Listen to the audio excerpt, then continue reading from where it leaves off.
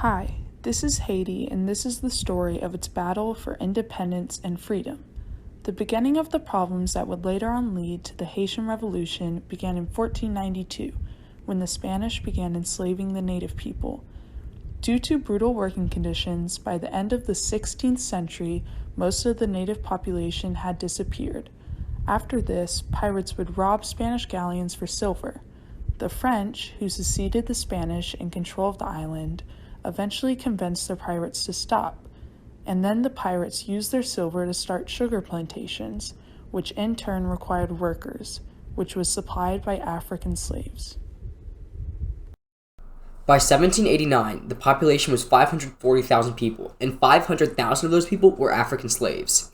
These slaves were often victims of horrible conditions, such as malnutrition and diseases, which would often lead to horrible deaths.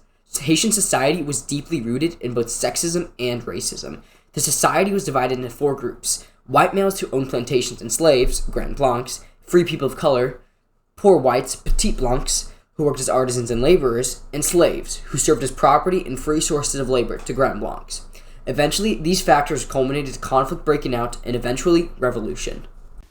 Slaves and Africanis were extremely upset with both the institution of slavery and the heavy racism that they endured. Petit Blancs were disgruntled with Haitian society because they could not afford slaves and they felt that they were oppressed.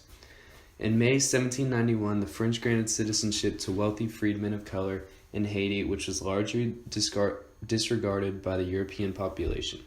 Soon after this, fighting broke out between freedmen and Europeans, which led to thousands of slaves soon joining in on the rebellion. In 1793, Liger Félicité Santonax was commissioned by France to restore order to Haiti. To do so, he offered freedom to any slaves that would join his army, which was further backed up by the abolition of slavery a year later by the French government. On February 4th, 1794, slavery was officially abolished in every state, and the French Caribbean was freed. In the late 1790s, Toussaint Louverture, a former slave, took control as one of the leaders of the revolution and gained control over several areas of the island. Louverture served as a Spanish military officer and pledged allegiance to France to bolster the revolutionary effort.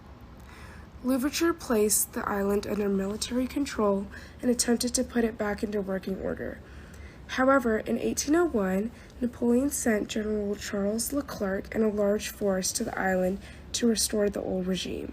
Louverture and the French eventually established an armistice, which was later broken by the French, who imprisoned Louverture in France, where he died.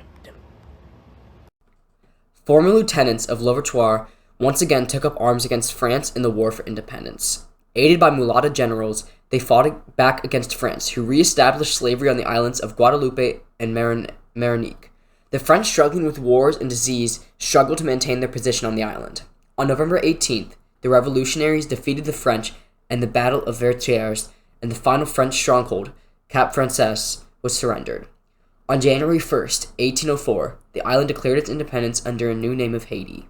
This did not serve as the end of Haiti's problems, but it did usher in a new era of independence and served as the end of the Haitian Revolution.